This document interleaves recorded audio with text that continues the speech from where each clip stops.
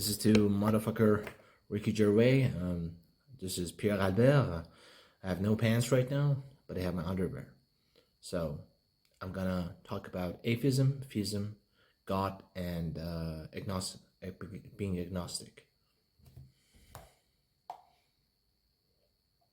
I'm not gonna drink too much water because then I'm gonna need to go and pee.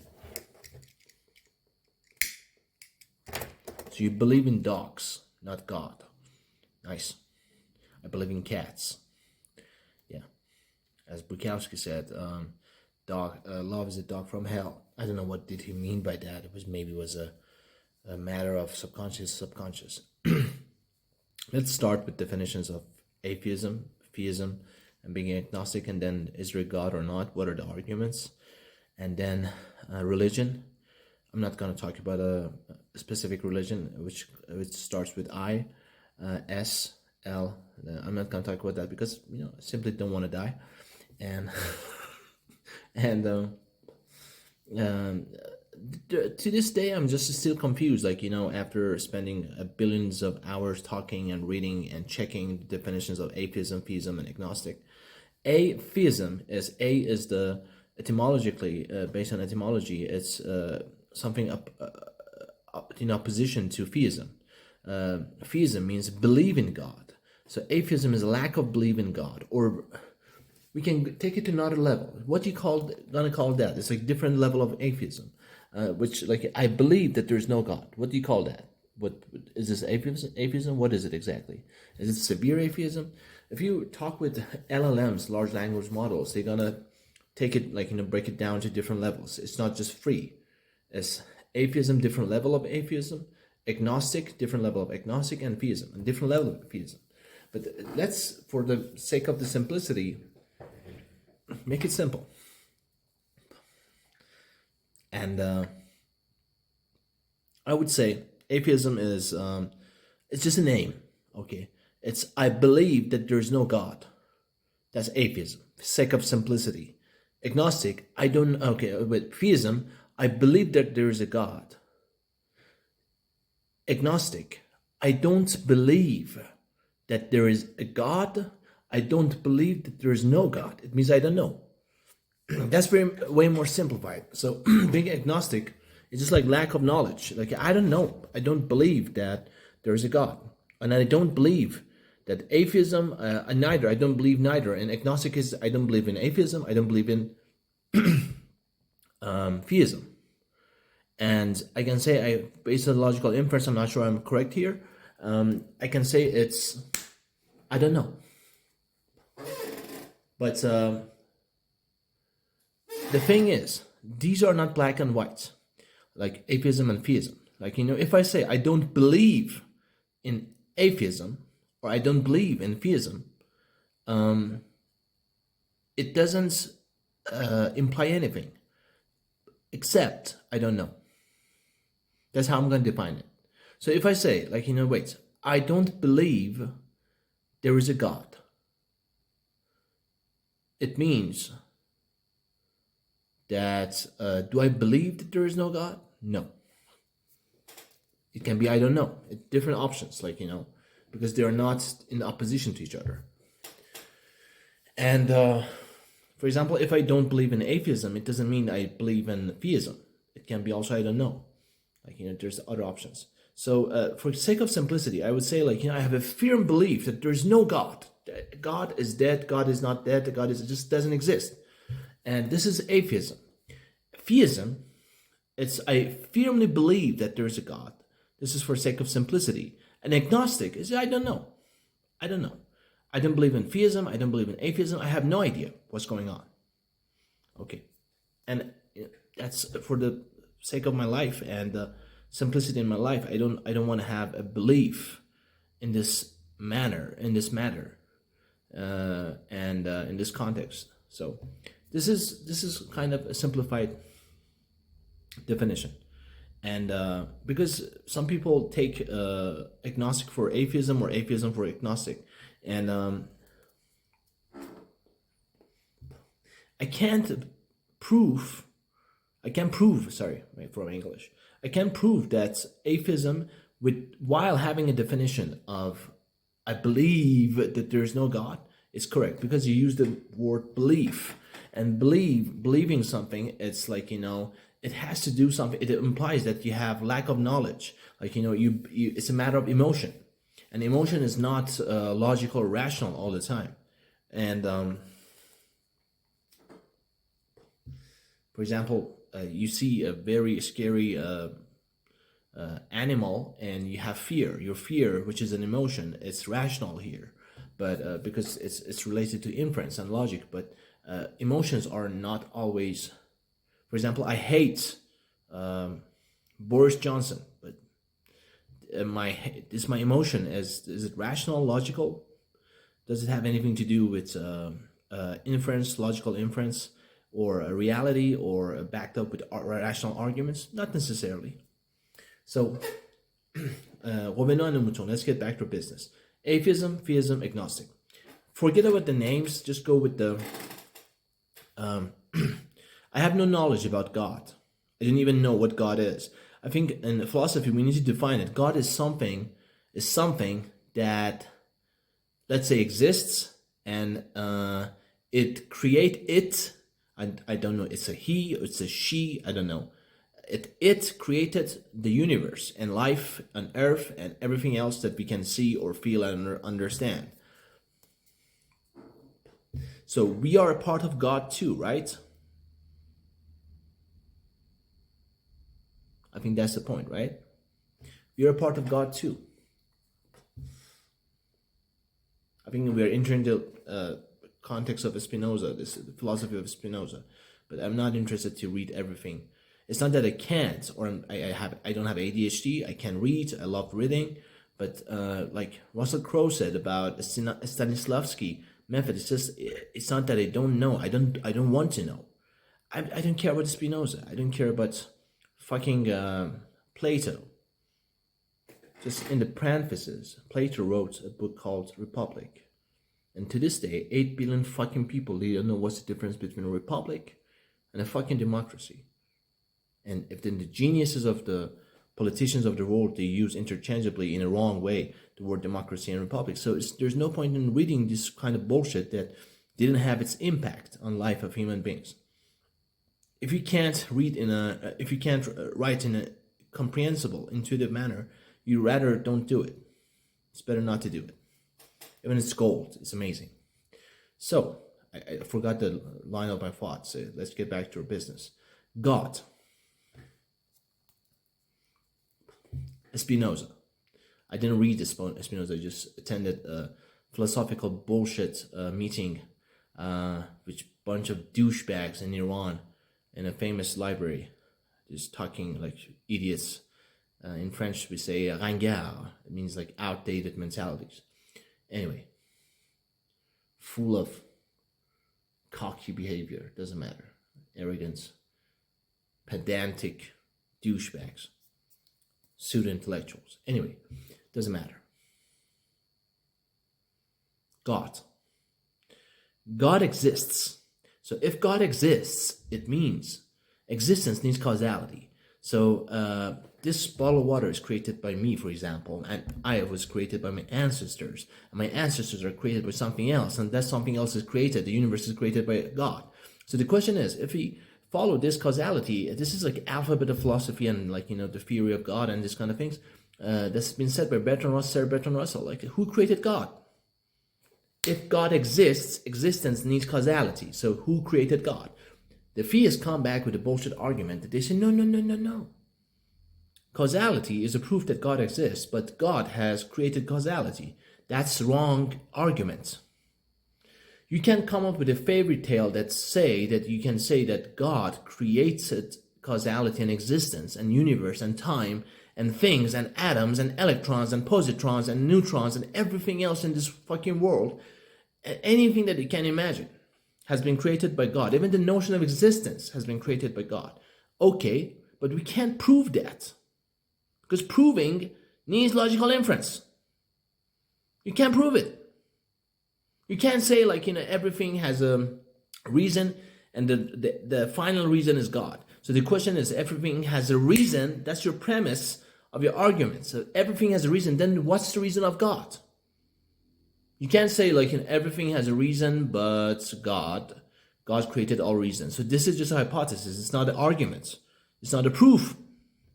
So theists are talking bullshit here. It's a fact. And anyone who talks against this is a piece of shit. You better come up with an extremely theists. They rather come up with extremely good arguments, because logic is an incomplete or incompletable incompletence theorem. It means logic cannot explain. There are even like arguments and things in logical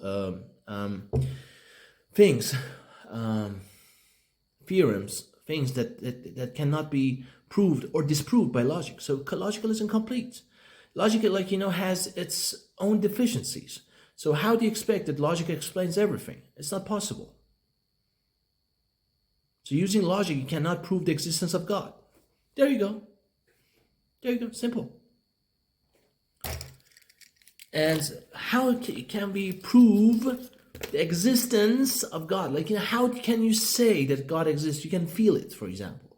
Can you be wrong? What do you mean by wrong? Look. This is all logic. René Descartes, he said, I doubt, I think, I cannot doubt my doubting. So that's the basic of my existence. I doubt. And then I think, thus I exist. Even this is not a complete kind of argument. There are counter arguments to it. But in a logical process, in proof, we need some basis axioms, and we need to stop somewhere. Otherwise, it's gonna be a futile loop. We're gonna stuck in a loop, get stuck in a loop, and these kind of things. So what we are trying to do here, we try to prove the existence of God. This question even is contradictory. You want to prove something that you have no idea about it.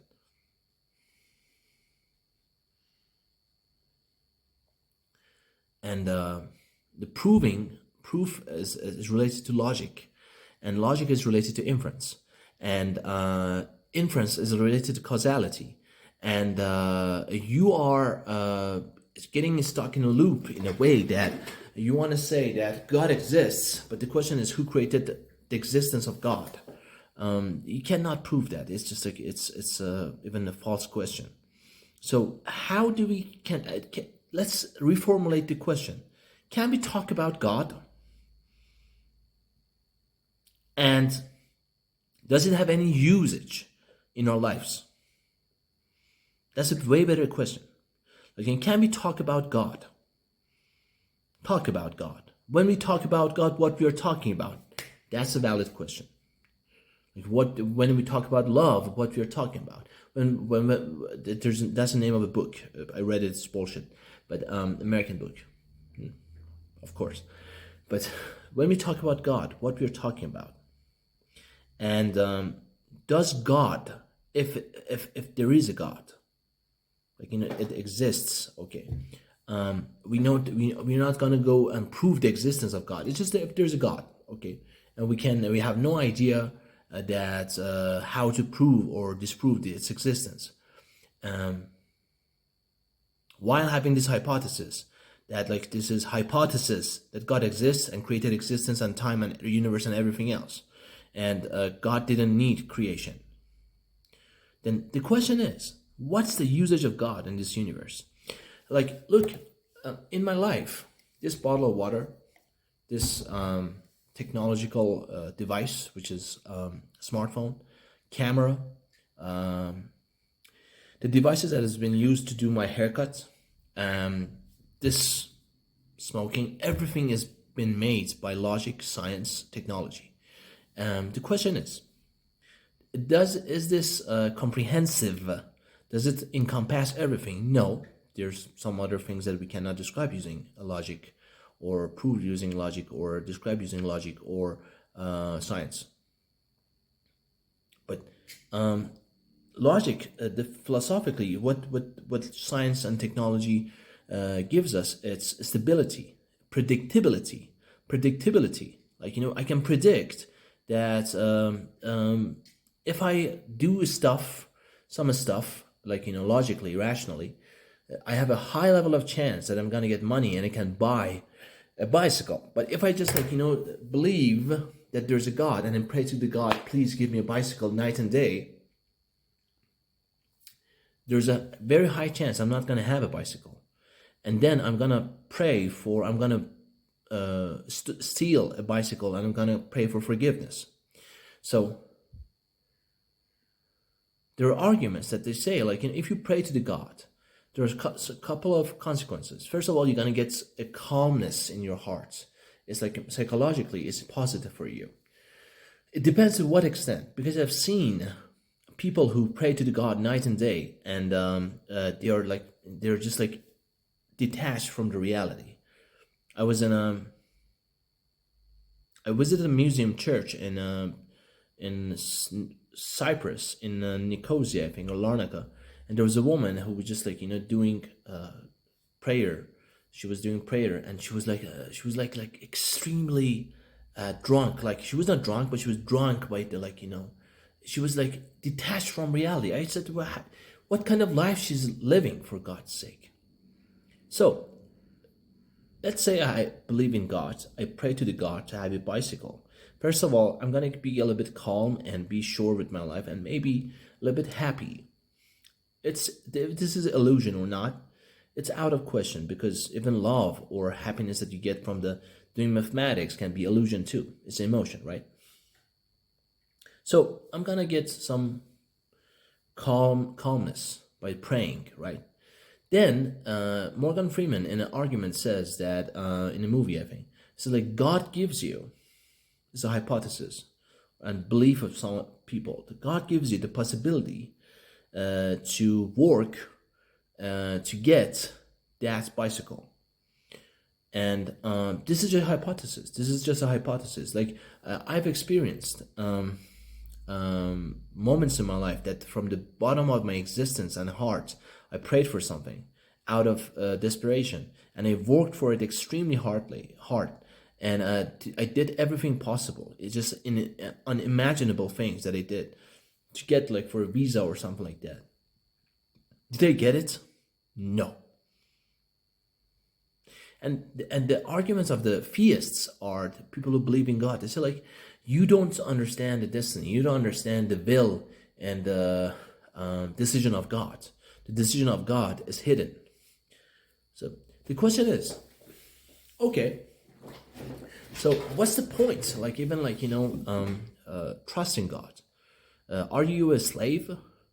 I want to talk in the boundary of logic and equilibrium and moderation. I don't want to become I don't want to become someone radical in my arguments. I don't want to root for, I don't know, Satanism, or I don't want to root for atheism. I don't want to root for complete religious farce. I just want to be a logical, rational person. The thing is, we defined, let's make a resume of what we said. I said atheism, theism, agnostic in a simplified manner. Then we had an argument that God exists. This sentence needs proof, logical proof, and logical proof is using causality. But the thing is, if God created the causality, then how do you gonna conclude or have rational arguments that God exists? Because the proof is not possible. God exists using logic, because we say that we make a hypothesis that God created causality, and if God didn't create causality, then who created God? Then we question the existence, the definition of God, of someone who created everything, good, these kind of things. One interesting remark is, like,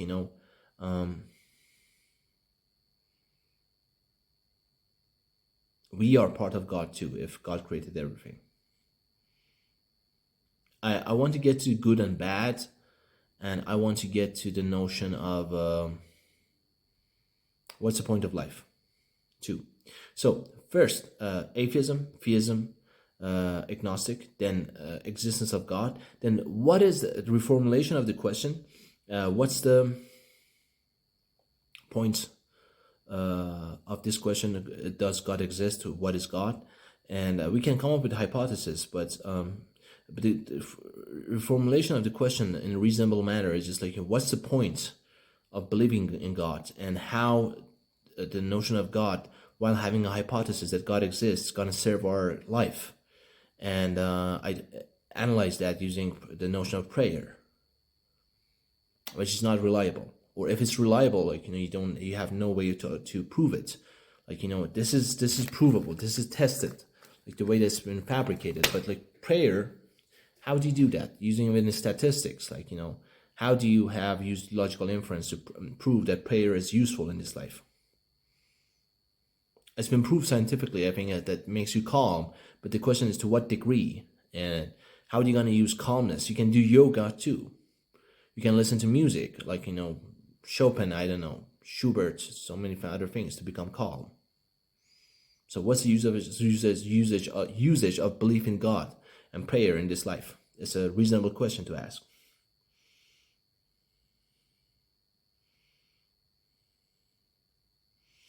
And what else?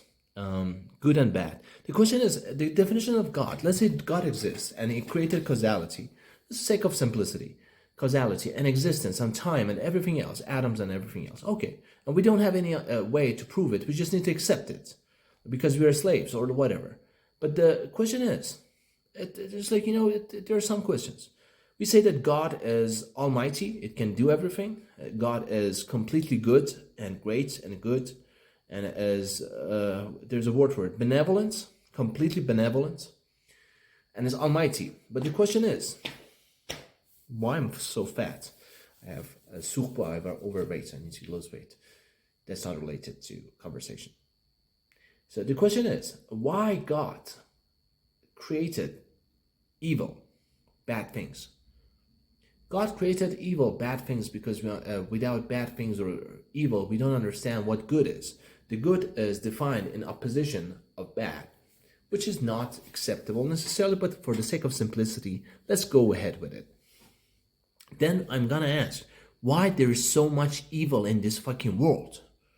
So they're gonna just, theists, they're gonna say, or some other people, they might say, oh, bad things exist in this world because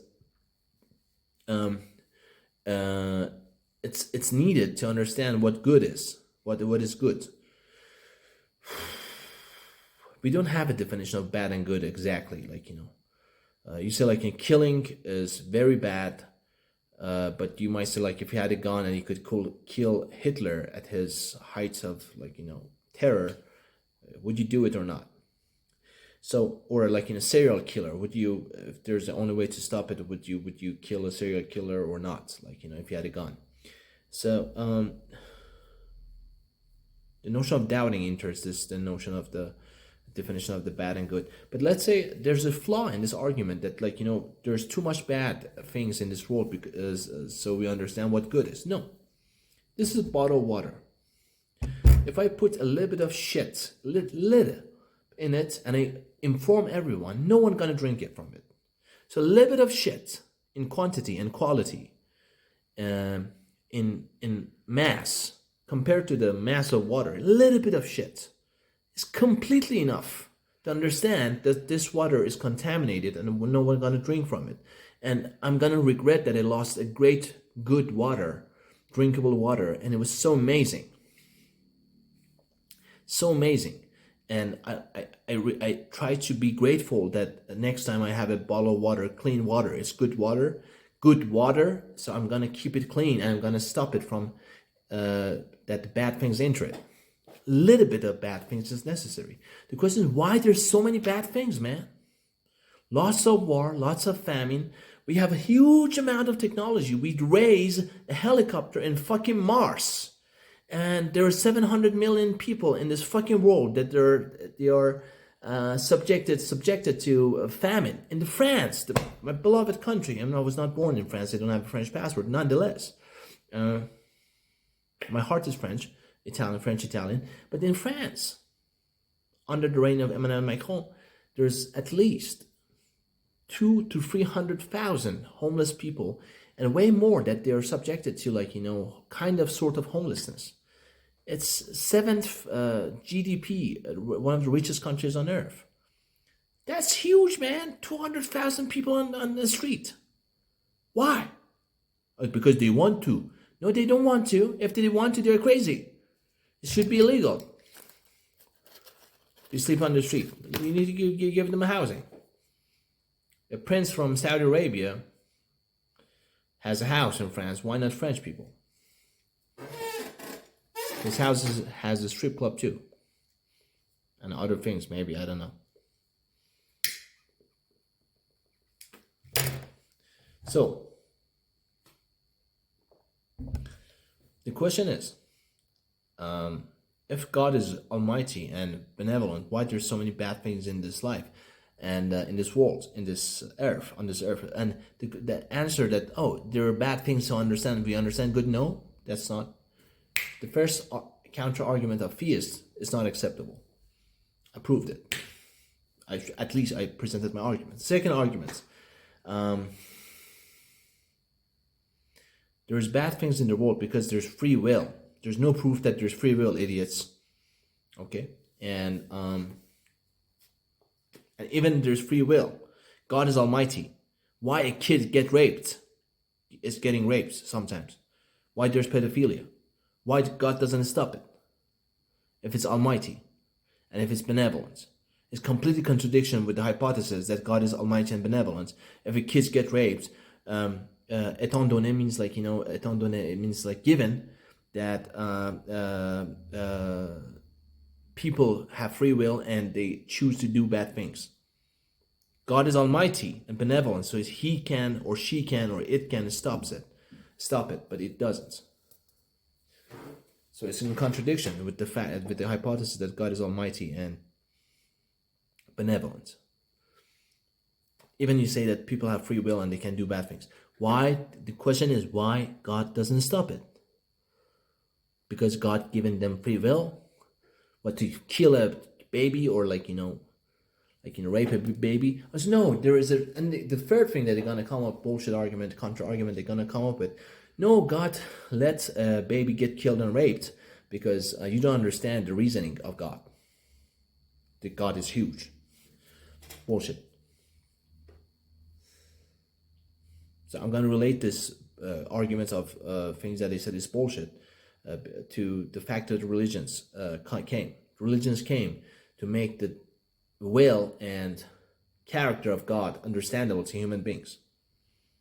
So there are tons of religions on this earth and no one can explain why a kid gets raped and killed and God is benevolent and almighty.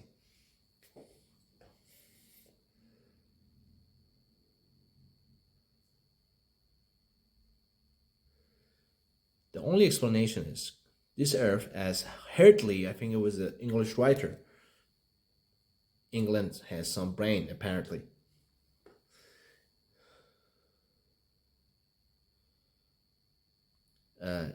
Earth is the hell of another planet and another civilization. It means you are born and kids are innocent. So because their soul transferred some way, wormhole, I don't know, some other way, from another planet. They made a mistake in another planet, crime, and the soul comes from, such as babies in this life on Earth, and they're innocent because they come from another planet. They're way more innocent than the people on this Earth. They're innocent, and they come to pass their sentence time, jail time on this Earth. And if you can understand love and practice love, you can go back to the planet of love in another galaxy. You can free yourself. And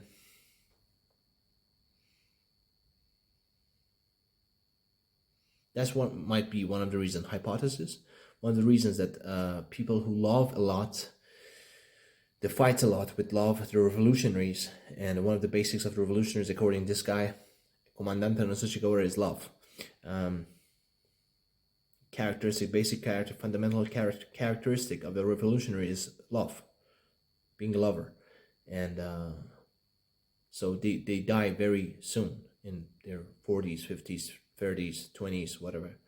And so it means, based on the hypothesis, that understanding love and practicing love free your soul, and your soul as an electromagnetic wave and energy can transfer to another galaxy that you came from.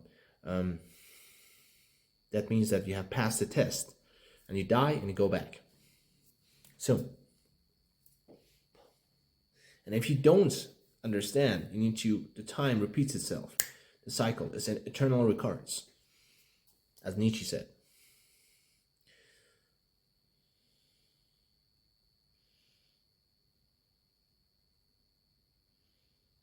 And what's the point of life? Point means what's the expectation? What are you gonna gain emotionally? Or something like, after you're dead, after your death. Some people, idiots, like, I don't want to insult. The guy's a great biologist, it's a great explanator. Like, he explains, so vulgarisateur means, like, popularizer of biology. Mr. I forgot his name. The friend of Ricky Gervais, that is a professor at Cambridge or Oxford, and he was born in Africa and raised in, and his writer,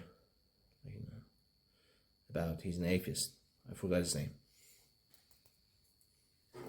Richard Dawkins.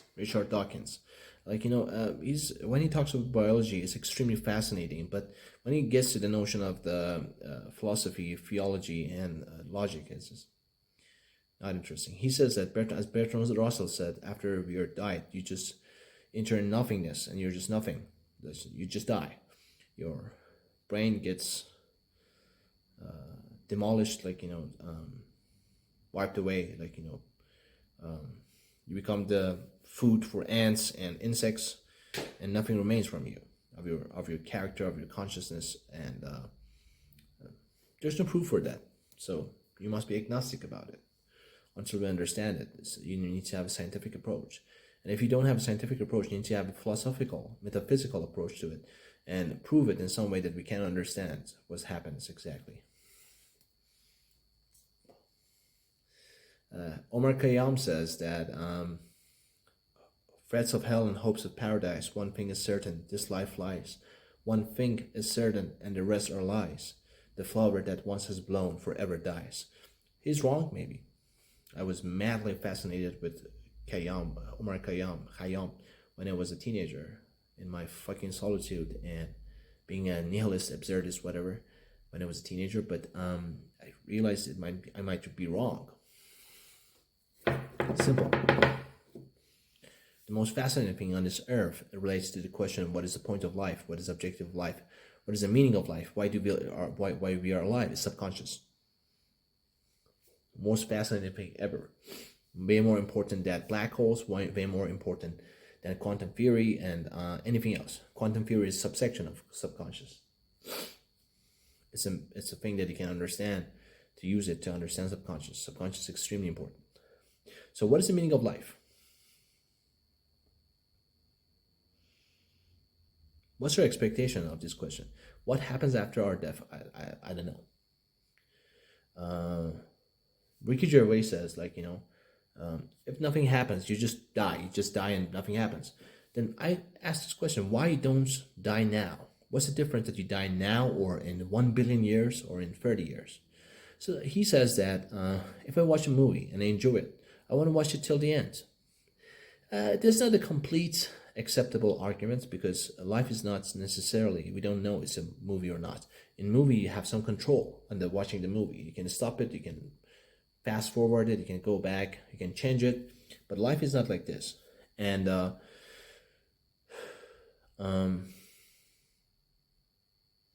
question is, this is the answer to the question: what's the point of life? What's the meaning of life? Using causality. I enjoy life because I want to live because I enjoy life. The question is, so what? You enjoy life. Why do you give a fuck that you enjoy life? Why do I give a fuck that I enjoy life, or you give a fuck? You give a fuck that I enjoy life, yeah, or I give a fuck that you enjoy life. What's the point of enjoying life? That's a reasonable question. And also to crush the arguments of logical arguments. Maybe there's hypothesis that it's acceptable. I don't know. Logical arguments or logical fallacy, like it seems like logical fallacy.